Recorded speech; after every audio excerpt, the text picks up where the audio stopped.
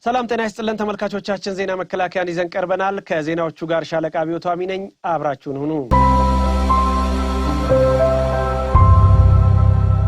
የህልሞን ቤት በሲኤምሲ እውን ያድርጉ ውበትና ምቾትን በአንድ ላይ ከድሪም ቢልደርስ ሪል ስቴት በከተማዋ ተመራጭ በሆነችው ሲኤምሲ የተባበሩት ኮምፓውንድ አፓርትመንቶችን ለሽያጭ አቅርበናል ሙሉ ክፍያ ለሚከፍሉ የ30 በመቶ ታላቅ ቅናሽ አዘጋጅተናል የ10 በመቶ ቅድመ ክፍያና የ50 በመቶ የባንክ ብድር ማመቻችተናል ባለ አንድ መኝታ 73 ካሬ በ720 ሺህ ብር ቅድመ ክፍያ ወይንም በ30 በመቶ ቅናሽ በ5.3 ሚሊዮን ብር ጠቅላላ ክፍያ ባለ ሁለት መኝታ በ106 ካሬ በ1 ሚሊዮን ብር ቅድመ ክፍያ ወይም በ30 በመቶ ቅናሽ በ7.7 ሚሊዮን ብር ጠቅላላ ክፍያ ባለ 3 መኝታ 141 ካሬ በ1.4 ሚሊዮን ብር ቅድመ ክፍያ ወይም 30 በመቶ ቅናሽ በ10.3 ሚሊዮን ብር ጠቅላላ ክፍያ እንካችሁ ብለናል አፓርትመንቶቻችን ሰፊ የመኪና ማቆሚያ የልጆች መጫወቻ ዘመናዊ የመዋኛ ገንዳና አስተማማኝ የከርሰ ምድር ውሃ እንዲሁም ሌሎች መሰረታዊ ልማቶች ያላቸው በመሆናቸው ተፈላጊ ናቸው ይፍጠኑ በሁለት ዓመት ተኩል ጊዜ ውስጥ ቁልፍ እናስረክባለን ዋጋ ሳይጨምር የቤት ባለቤት የመሆን እድሉ አሁን ድሪም ቢልደርስ ሪል ስቴት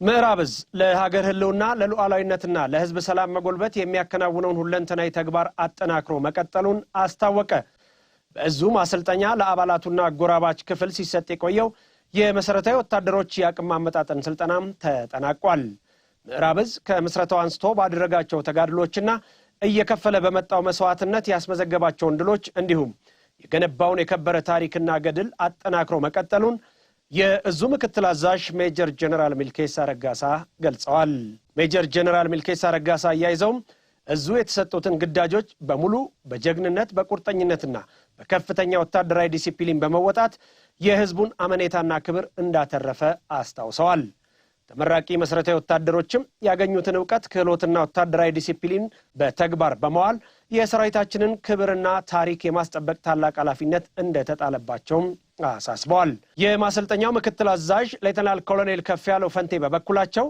ተመራቂዎቹ በአካል ብቃት በስነ ምግባርና በተለያዩ ወታደራዊ ስልጠናዎች በፈጠሩት ተጨማሪ አቅም ተልኳቸውን በላቀ ብቃት ለመፈጸም ዝግጁ መሆናቸውን አረጋግጠዋል የዘገበው ፍጹም ከተማ ነው የኢትዮጵያ ብሔራዊ መከላከያ ኮሌጅ ራሱን እያዘመነና ከወቅታዊና አሁናዊ ሁኔታ ጋር በሚጣጣም ስትራቴጂካዊ የለውጥ ጉዞ ላይ መሆኑ ተገለጸ በኢትዮጵያ ብሔራዊ መከላከያ ኮሌጅ የሰለጠኑ የኮሌጁ ስታፍ የውጭ ግንኙነትና የሰላም ማስከበር ማዕከል ከፍተኛ አመራሮች ተመርቀዋል ኮሌጁ በስትራቴጂካዊ ለውጥ ራሱን እያዘመነ ከወቅታዊና አሁናዊ ሁኔታ ጋር በማጣጣምና በተለያዩ ስልጠናዎች የአመራር አቅምን በማዳበር ላይ እንደሚገኝ የመከላከያ ሰላም ማስከበር ማዕከል ኃላፊ ሜጀር ጀነራል አዳምነ መንግስቴ ገልጸዋል ስልጠናውም በተግባራዊ ጥናት የተመሰረተ የፕሮፌሽናል ሰራዊት ግንባታ ሂደቱን ስኬታማነት የሚያፋጥን መሆኑን ሜጀር ጀነራል አዳምነ ገልጸው ሰልጣኞች ያገኙትን ተጨማሪ የአመራርነት ክህሎት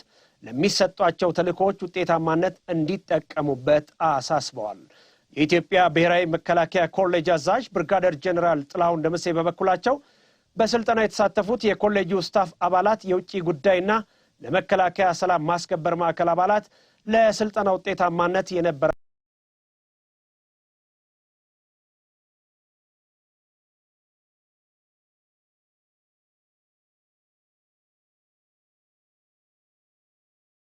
ወደ ባንክ ለመሸጋገር እየሰራ መሆኑን ገለጸ የፋይናንስ ተቋሙ የደረሰበትን ደረጃና ቀጣይ በሚከወኑ ተግባራት ዙሪያ ከአክሲዮን ባለድርሻዎች ጋር መክሯል ውብሸት አንበሴ ተጨማሪ ያለው በዋናነት ሰራዊቱን ተጠቃሚ ማድረግን ዓላማው አድርጎ በቅርቡ የተቋቋመው የአድዋ ድል ማይክሮ ፋይናንስ አክሲዮን ማህበር ከ44000 በላይ አባላት አሉት አክሲዮን ማህበሩ በቅርቡ ወደ ስራ ቢገባም በአገራችን እንደ ጀማሪ የአክሲዮን ተቋም ኪሳራ ሳይገጥመው ከፍተኛ ካፒታል በማስመዝገብ በአጭር ጊዜ ውስጥ ትርፋማነቱን እያረጋገጠ ይገኛል አዲስ አበባን ጨምሮ በተለያዩ የአገሪቱ ከተሞች 15 ቅርንጫፎችን የከፈተው አክሲዮን ማህበሩ ከሸጠው ከ2 ቢሊዮን ብር በላይ የአክሲዮን ድርሻ ውስጥ 1 ቢሊዮን ገደማውን በመሰብሰብ የካፒታል መጠኑን በፍጥነት እያሳደገ ነው። ይህ ካፒታል የማህበሩ የአጭር ጊዜ ትርፋማነትና ፈጣን እድገት እያስመዘገበ መጓዙ ወደ ባንክነት የሚሸጋገርበትንና የያዛቸውን የልማት ውጥኖች የሚያሳካበትን መንገድ እያፋጠነው እንደሚገኝ በዘርፉ ምሁራን ተገልጿል። የአድዋ ድል ማይክሮ ፋይናንስ ተቋም አክሲዮን ማህበር በመኮንኖች ክበብ ባካሄደው የባለ አክሲዮኖች የምክክር መድረክም ቀጣይ አቅጣጫዎች የተቀመጡ ሲሆን የገዙትን አክሲዮን መጠን ከፍለው ላጠናቀቁ የማህበሩ አባላትም እውቅና ሰጥተዋል። የሚጠበቅባቸውን ክፍያ አጠናቀው ያልጨረሱ ባለአክሲዮኖች እስከ ነሐሴ 30 2018 ዓ.ም ክፍያቸውን ፈጥነው እንዲያጠናቅቁና ማህበሩን እንዲደግፉ የአክሲዮን ማህበሩ ቦርድ ሰብሳቢ ሜጀር ጀነራል ደረጀ መገርሳም ጥሪ አቅርበዋል። ያለን ቁርጠኝነትና ኮሚትመንት ግለሰቦችን፣ ተቋማትን ለመደገፍና ከድህነት እንዲወጡ በአገር ኢኮኖሚ ውስጥ ሚናችንን እንዲወጣን ጀግናው ሰራዊታችንም ደግሞ የልማት ኃይል እንዲሆን በጥንቃቄ መያዝ ያስፈልጋል። ስለዚህ ይሄ ስለሆነ ለዚህ የተባረከ ዓላማ በየቦታችሁ በየአካባቢያችሁ የቀረችውን ነገር በተባለው ጊዜ ውስጥ እንድታጠናቅቁ አጥብቀን እናሳስባለንም እንጠይቃለን። ማህበሩ ከተቋቋመለት ዓላማ አንጻር ግቡን እየመታ መሆኑን ያነሱት የቦርዱ ምክትል ሰብሳቢ አቶ ጌታቸው ኃይለ ማርያም በበኩላቸው ማህበሩ ከሰራዊቱ አልፎ ለሀገርም ይዞ የመጣው ፋይዳ ብዙ በመሆኑ በተባበረ ክንድ ወደ ላቀ ደረጃ ማሸጋገር እንደሚገባ ተናግረዋል። በሀገራችን ከ30 በላይ ባንኮች አሉ። በርካታ ማይክሮ ፋይናንሶችም አሉ። እዚህ ያለው ባለአክሲዮን ከፍተኛ ሸር የገዛም እንዳቀውም የገዛም የሀገር ፍቅር ስላለበት መከላከያ ሀገር አብሮ መስራት ክብር ስለሆነ የበለጠ አስተማማኝነቱን በብዙ መስፈርቶች ራሳችሁ ስቧችሁ ወይም ደግሞ ሁላችንም ይሄን ለማሳካት ካለን ፍላጎት ተሰባሰብና ስለዚህ ይሄ ባለቤቶቹ በፍላጎት ያቋቋም ነው። ገንዘባችንን አውጥተን በዚህ ደረጃ የተሻለ ለሀገርም ለራሳችን ለተቋማችን እንጠቅማለን ብለን የገባንበት ስለሆነ ይሄ ባለቤቶች ነን ማለት ነው። ስለዚህ ምን እናርገው? ይሄን ተቋም የጋራ ተቋማችን ምን እናርገው? ተመካክረን አንድ ደረጃ ከፍ እናርገው። አሁን ላይ በብድር በቁጠባና በቢዝነስ ማማከር ስራዎች አገልግሎት እየሰጠ የሚገኘው ፋይናንስ ተቋሙ በቀጣይ ዓመትም 21 አዳዲስ ቅርንጫፎችን ለመክፈት ከ800 ሚሊዮን ብር በላይ የብድር አገልግሎት ለመስጠትና ወደ 200 የሚጠጉ አዳዲስ የስራ ዕድሎችን ለመፍጠር ማቀዱን የገለጹት ደግሞ የአክሲዮን ማህበሩ ስራ አስፈጻሚ አቶ ዲዳ ሁንዴ ናቸው። ስራ አስፈጻሚው አክለውም በቀጣይም ከአክሲዮን ማህበሩ የሚጠበቁም የተለያዩ ስራዎችን በበለጠ ትኩረት ለመስራት እየተንቀሳቀሱ መሆኑን ተናግረዋል። ከኛ እየተጠበቀ ያለው ይሄ አክሲዮን ዛሬ ስራ ውስጥ ገብቷል። አድጎ ተመንድጎ ወደፊት ወደ ሌላ ኢንስቲትዩሽን ተቀይሮ በተለይም ወደ ባንክ ተቀይሮ ማየት ይፈለጋል።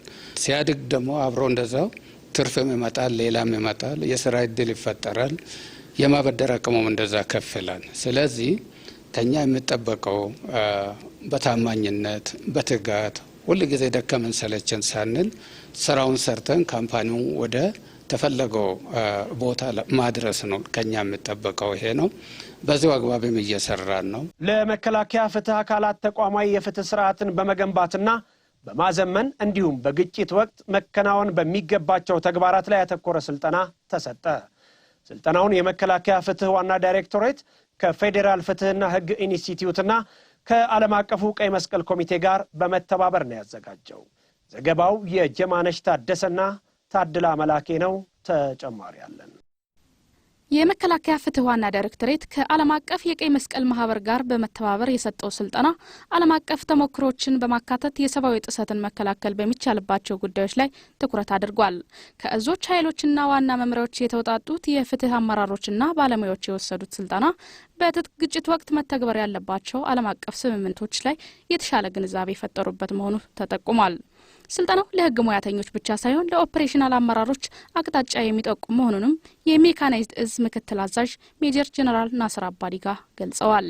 ይህ በእንዲህ እንዳለ የመከላከያ ፍትህ ዋና ዳይሬክቶሬት ከፌዴራል ፍትህ ህግ ኢንስቲትዩት ጋር በመተባበር የሰጠው ስልጠና በሁሉም መስክ ለጋራ ዓላማና ግብ በትጋት በመስራት የፍትህ ስርዓትን ማዘመን፣ ዘመናዊ ተቋምን መገንባትንና ተቋምን ማሻገርን ያለመ መሆኑ ተገልጿል። መከላከያ ወደ ትራንስፎርሜሽን ለውጥ ራሱን እያሻገረ እንደሚገኝ የጠቆሙት የመከላከያ ፍትህ ዋና ዳይሬክቶሬት ዳይሬክተር ብርጋዴር ጀነራል አሰፋ ደበሌ የተሰጠው ስልጠና ፍትህን የተከተለ አሰራርን ተግባራዊ ለማድረግ የጎላ አስተዋጽኦ ያለው መሆኑን ገልጸዋል።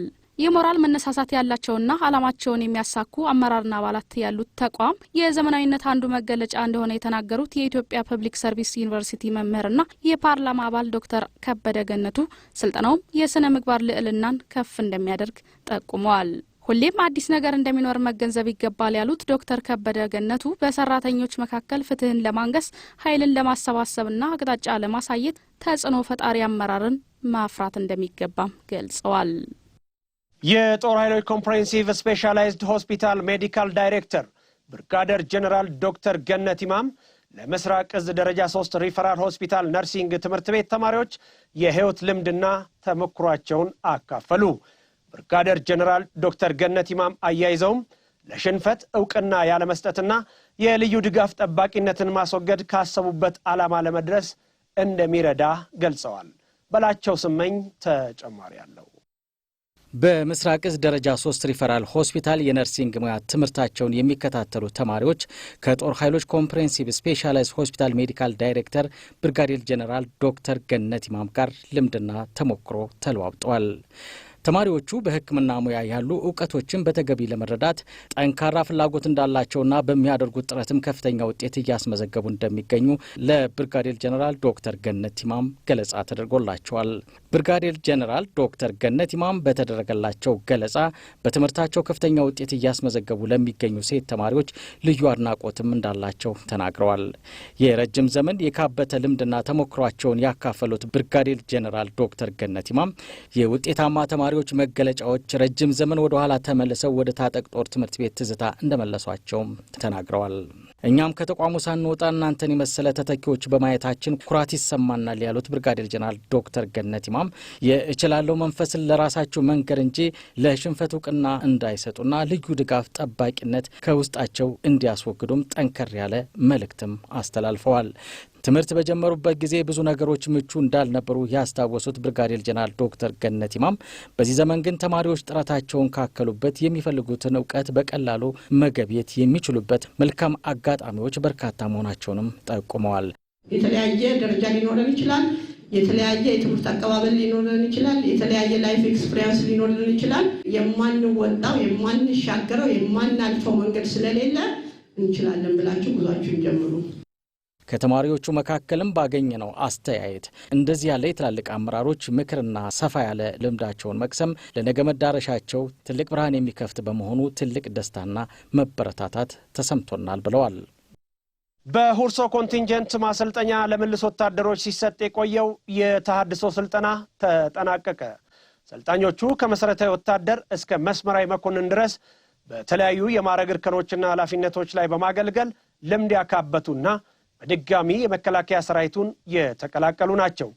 ውትድርና ውስብስብ ፈተናዎችን የሚጋፈጡበትና ለራስ ሳይሆን ለሀገር የሚኖርበት የተከበረ ሙያ መሆኑን ያስታወሱት የሁርሶ ኮንቲንጀንት ማሰልጠኛ አዛዥ ብርጋዴር ጀነራል አዲሱ ተርፋሳ ምልስ ወታደሮቹ ሀገርን የመጠበቅ ታላቅ ኃላፊነትንና አደራን ተረክበው በቁርጠኝነት ማገልገል እንደሚጠበቅባቸው አሳስበዋል። የማሰልጠኛው ምክትል አዛዥ ኮሎኔል ገነነው ቶላ በበኩላቸው ሰልጣኞቹ ሀገራዊ አስተሳሰብና አመለካከትን በማጠናከር ሁለንተናዊ ብቃታቸውን እንዲያሳድጉና ለቀጣይ ተልእኮዎች አካላዊና ስነልቦናዊ ዝግጁነት እንዲኖራቸው ተገቢውን ስልጠና መውሰዳቸውን ገልጸዋል።